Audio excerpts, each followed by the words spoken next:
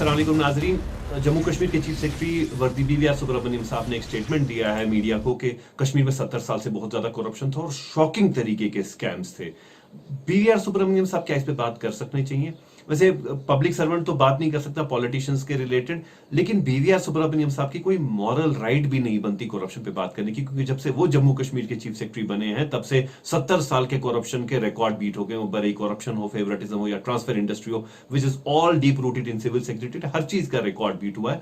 मैं थोड़ा सा आपके सामने आज वो ना उसका ट्रेलर बयान करना चाहूंगा कि जब से BVR सुब्रमण्यम साहब आए हैं तब से जम्मू कश्मीर के साथ क्या हुआ है। देखिए, सबसे पहले हम बात करते हैं कि गवर्नेंस, गुड गवर्नेंस, ट्रांसपेरेंसी कहां से देखी जाती है? ग्रीवांस सेल से देखी जाती है।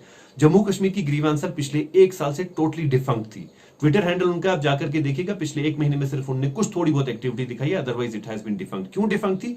क्योंकि दो जो जिन ऑफिसर्स के खिलाफ करप्शन के चार्जेस थे, एक के खिलाफ फाइनेंशियल एम्बेजलमेंट में एक सस्पेंड हुए थे अफसर, दूसरे अफसर साहब जो थे वो PDP के मिनिस्टर के साथ एक इंजीनियर साहब पोस्टेड थे। इन दोनों अफसरान को ग्रीवांस सेल में रखा गया।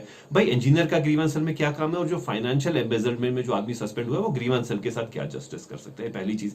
उसके बाद चीफ सेक्रेटरी साहब ने हमेशा बात की करप्शन के खिलाफ, लेकिन करप्शन के खिलाफ कभी एक्शन नहीं लिया। इनफैक्ट उन्होंने जिन लोगों के खिलाफ करप्शन की कंप्लेंट्स थी, चीफ सेक्रेटरी साहब ने उनको अवार्डों से नवाजा। उसकी सबसे बेहतरीन मिसाल आती है स्किम्स बेमना के जो प्रिंसिपल हैं डॉक्टर रियाज उंतु साहब। डॉक्टर रियाज उंतु साहब के खिलाफ कंप्लेंट है, फॉर्मल रिपोर्ट्स आई हैं कि उन्होंने अपनी बीवी को अनलॉफुली वहां पे नौकरी में लगा दिया और चीफ सेक्रेटरी साहब ने उन्हें स्टेट अवार्ड से नवाज दिया, क्योंकि एज इफ कश्मीर में और कोई डॉक्टर नहीं था जिसको कि स्टेट अवार्ड दिया जा सकता था। उसके बाद क्या हुआ, वही रियाज उंतु साहब अभी भी यहाँ पे प्रिंसिपल हैं, और वहीं उसी में जब से कोविड हुआ तो वहां पे डॉक्टर्स को फेक PPEs दिए गए। ओपनली मीडिया में सब रिपोर्ट्स आई, और उंतु साहब ने वहां पे जिन डॉक्टर्स ने प्रोटेस्ट किया उनको नौकरी से निकाल दिया कि आपने रिश्वत के खिलाफ बात क्यों की, और चीफ सेक्रेटरी साहब ने उस पर चुप्पी धारी।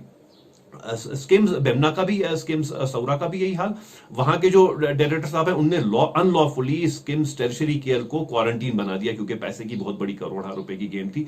चीफ सेक्रेटरी साहब ने उस पर भी बात नहीं की। अब वो तो जो चीफ सेक्रेटरी साहब, स्किम्स और जो अतल डुल्लू साहब का मामला है वो हम अलग डिस्कस करेंगे, वो बहुत ही बड़ी कहानी है। मैं तो यहाँ पे कुछ थोड़ा ट्रेलर्स आपको बता रहा हूँ। उसके बाद दूसरी चीज आती है कि चीफ सेक्रेटरी साहब ने, देखिए, सिक्योरिटी का मामला था। सिक्योरिटी के मामले में चीफ सेक्रेटरी साहब ने क्या किया, इन वायलेशन ऑफ नॉर्म्स उन्होंने सिक्योरिटी रिव्यू कोऑर्डिनेशन कमेटी की मीटिंग जो थी वो फरवरी 2019 में चेयर की, जो कि पुलिस अफसर ने करनी थी, चीफ सेक्रेटरी साहब ने खुद ही कर दी, क्योंकि हर एक को कहते हैं मैं तो भाई दिल्ली का सबसे खास आदमी हूं। तो अब पुलिस ऑफिसर बेचारे डरे, तो उन्होंने बोला साहब आप ही कीजिए। चीफ सेक्रेटरी साहब ने काफी लोगों की सिक्योरिटी विड्रॉ कर दी। मई में क्या हुआ, मई 2019, 5 मई 2019 को बीजेपी के वाइस प्रेसिडेंट अनंतनाग के जो थे गुल मोहम्मद मीर साहब, जिनको अटल जी भी कहा जाता था, उनको मिलिटेंटों ने मार दिया। बीजेपी के अल्ताफ ठाकुर साहब ने बयान दिया कि गवर्नमेंट की गलती की वजह से मरे, उनकी सिक्योरिटी क्यों हटाई गई थी। इसी चीफ सेक्रेटरी के साहब के खिलाफ उसी मई के महीने में श्रीनगर के प्रेस एनक्लेव में बीजेपी के लीडर्स ने प्रोटेस्ट किए, चीफ सेक्रेटरी मुर्दाबाद के नारे लगाए। इसी चीफ सेक्रेटरी साहब ने उस फरवरी की सिक्योरिटी रिव्यू कोऑर्डिनेशन कमेटी की मीटिंग में किन लोगों की सिक्योरिटी हटाई? उनमें से एक प्रोफेसर अमिताभ मट्टू साहब थे, जिनके बारे में कॉमन सेंस इंसान कहेगा जी उनकी जान को खतरा है, उनकी सिक्योरिटी भी हटाई गई। अगर हम डॉट लिंक्स करने को जाएं तो चीफ सेक्रेटरी साहब के एक दोस्त है, एक फॉर्मर पॉलिटिशियन, जिनकी नहीं बनती थी मट्टू साहब से, तो हो सकता है कि वो लिंक कहीं वहां पे भी जाए, तो वो चीफ सेक्रेटरी साहब का वहां पे रोल रहा। अब कोविड इस वक्त चल रहा है, तो कोविड में क्या है कि J&K medical supplies corporation limited जो है, जो उसके मैनेजिंग डायरेक्टर साहब हैं, जो चीफ सेक्रेटरी साहब ने अपॉइंट वहां पे किए हैं, उनके खिलाफ ऑलरेडी 4 करप्शन के केसेस चल रहे हैं। क्या जिस आदमी के खिलाफ 4 करप्शन केसेस चल रहे हैं उसको आपको J&K मेडिकल कॉर्पोरेशन सप्लाईज का इस वक्त हेड बनाना, जहां पे मल्टी करोड़ का इस वक्त टेंडरिंग हो रही है? एक मिसाल आपको देता हूं, एक टेंडर ऐसा हुआ मल्टी करोड़ टेंडर के, टेंडर खुलने के बाद डिसाइड होता है कि किसको दिया जाएगा। टेंडर बाद में खुले, डिसाइड पहले हो गया कि किसको देना है। मैं आपको झूठ नहीं बता रहा, मेरे पास इसकी डॉक्यूमेंटल एविडेंस है, बट क्योंकि ट्रेलर की बात हो रही है तो ट्रेलर जितनी बात आपको सुनाऊंगा। तो ये बातें मैंने आपको सुनाई कि सिक्योरिटी का सिनेरियो क्या रहा, बाकी चीजों पे क्या रहा, कैसे उन्होंने रिवॉर्ड किया लोगों को।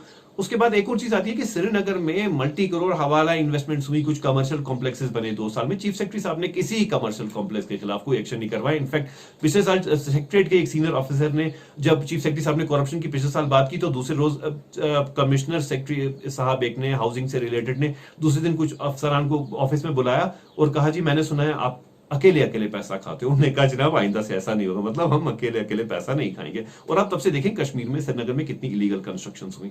तो ये मैं थोड़ा बहुत आपको बता रहा था, जो चीफ सेक्रेटरी साहब करप्शन की बात कर रहे हैं ना, करप्शन जम्मू कश्मीर में एक ट्रेंड रही थी 70 साल में कि जब भी गवर्नर्स रूल होता है, लेफ्टिनेंट गवर्नर रूल होता, तो तब लोगों को रेस्पाइट मिलता था फ्रॉम करप्शन। लेकिन पिछले 2 साल से ऐसा बेड़ा गर्क हो चुका है यहाँ पे निजाम का कि अब तो करप्शन, मैं वो तो बोलता हूँ रिकॉर्ड बीटिंग है, फेवरेटिज्म रिकॉर्ड बीटिंग है, ट्रांसफर इंडस्ट्री फुल फ्लेज चल रही है। ट्रांसफर्स तो ऐसी हुई है कि कुछ चीफ सेक्रेटरी साहब नेशनलिस्ट सेंटिमेंट की बात करते हैं, कुछ लोग जिन पे एंटी नेशनल चार्जेस हैं, मिलिटेंसी रिलेटेड चार्जेस हैं, उनको उन्होंने चीफ सेक्रेटरी साहब ने अनलॉफुली ट्रांसफर कर दिया मेट्रोपॉलिटन सिटीज में। मैं आपको सब चीजें जो बता रहा हूं, ये मैं आपको सिर्फ ट्रेलर दे रहा हूं, मेरे पास हर चीज की डिबेट है, डिटेल है, और अगर सरकार मेरे से मांगेगी हर चीज की डिटेल दूंगा। तो चीफ सेक्रेटरी साहब को कोई हक नहीं बनता कि वो करप्शन के रिलेटेड बात करें। उन्हें चाहिए कि जिनके घर शीशे के बने हो ना, वो दूसरों के घरों पे पत्थर नहीं मारते। उन्हें अपना हिसाब में तरमीम लानी चाहिए कि कश्मीर में करप्शन खत्म हो, वो एक्शन ले, करप्शन के खिलाफ बात ना करें, एक्शन करें। वो उनसे हम एक्सपेक्ट करते हैं, और मैं उम्मीद करता हूं कि हमारे जो नए लेफ्टिनेंट गवर्नर साहब हैं वो भी ये काश ये वीडियो देख लेते, और डॉक्टर जतिंदर सिंह साहब भी देखते, और बीजेपी भी देखती, क्योंकि कल ही अभी Jammu BJP defeat Jammu Twitter handle चल रहा था। तो ये सब वजूहात हैं कि जो हमारे चीफ सेक्रेटरी साहब ने जो यहाँ पे मिस गवर्नेंस, जो करप्शन पर वो खामोशी दारी है, वो सब उसी का नतीजा है। बस मैं आपको इतना आज बताना चाहता था। आज के लिए इतना ही, इंशाल्लाह फिर मुलाकात होगी, तब तक के लिए अल्लाह हाफिज।